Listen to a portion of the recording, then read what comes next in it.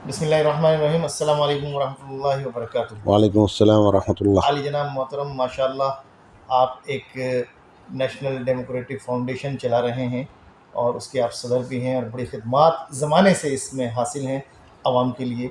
अभी आपके प्रोग्राम जो हैं कुछ देखने में आए भी हैं। कर्नाटक के अंदर अक्सर जगहों पर 2-4 प्रोग्राम आपने अभी फ़िलहाल कर आए हैं और आप उस सिलसिले में जो प्रोग्राम देखने में भी आए हैं और कर भी आए हैं। इसलिए अब आपके पास हम हाज़िर हुए हैं एक बात पूछने के लिए कि जो आजकल एक मुद्दा उठा हुआ है असदुद्दीन ओवैसी साहब का और मौलाना महमूद साहब का, इस सिलसिले में क्या रोशनी डालेंगे आप? नहीं, मैं क्या रोशनी डाल सकता हूँ, ना मेरी इतनी औकात कि मैं रोशनी डालूँ, ना मेरे पास इतना इल्म। लेकिन मैं तो सिर्फ़ अपनी कौम से ये दरख्वास्त करना चाहता हूँ कि हम इतने फ़िरक़ों में तो बटे हुए हैं, अब 2 फ़िरक़ों में बटना बाकी रह गया था, वो भी हम बट रहे हैं सियासी तौर पर। ओवैसी साहब और महमूद मदनी साहब, अब उलमा भी बट गए हैं इसमें। आधे तारीफ़ कर रहे हैं उसे ओवैसी साहब की, आधी तारीफ़ कर रहे हैं महमूद मदनी साहब की।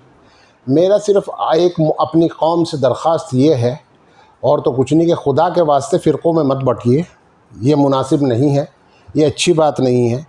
जिसकी शान में गुस्ताखी हुई है उनकी शख्सियत कोई ऐसी नहीं है, पूरा इस्लाम का दारोमदार उनके ऊपर है। अगर एक राह चलते इंसान ने कुछ कहा है तो उसको नज़रअंदाज कर दीजिए। मिसाल के तौर पे अगर एक छोटा बच्चा आपको गाली देगा तो आप उसके थप्पड़ नहीं मारेंगे, आप नज़रअंदाज करके निकल जाएंगे। आज ये तो नज़ीर पैदा हो जाएगी कि कल को एक लफ्ज़ एक ने कहा तो ये कत्ल व गालत शुरू हो गया, कल को कोई दूसरा बोलेगा, परसों को कोई तीसरा बोलेगा। तो ये सब चीज़ें ठीक नहीं है, मुल्क के अमन व अमान के लिए भी ठीक नहीं है और कौम के लिए भी ठीक नहीं है। जहाँ तक ये जमीयत उलमाए हिंद की बात, तो मौलाना हुसैन अहमद मदनी रहमतुल्लाह अलैह, मैंने तो अपने बड़ों से ये सुना है, मेरे नाना मुफ्ती अहमद अली सईद मुफ्ती आज़म दारुल उलूम देवबंद जी मुझे बताते थे, क्योंकि वो हज़रत से बैत थे, तो मियाँ के बारे में तो ये मशहूर है और वाक़तन उन्होंने हमसे ये कहा कि जब हम हज़रत की आंखें देखते थे तो हम ताब नहीं ला पाते थे। यकीनन अल्लाह तबारक व तआला ने कोई खिदमत सुपुर्द कर रखी थी मौलाना हुसैन अहमद मदनी रहमतुल्लाह अलैह के।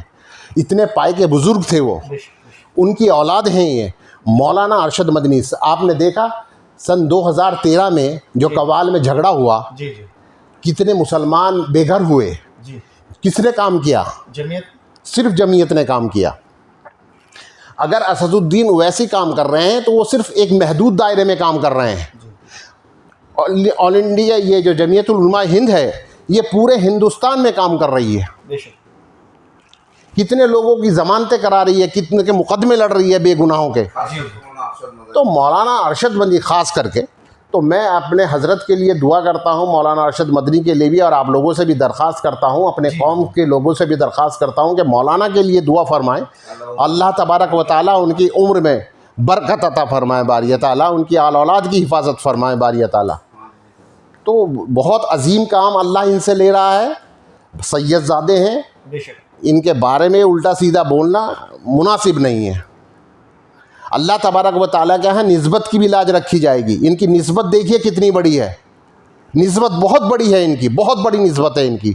इतनी बड़ी निस्बत असदुद्दीन ओवैसी की नहीं है।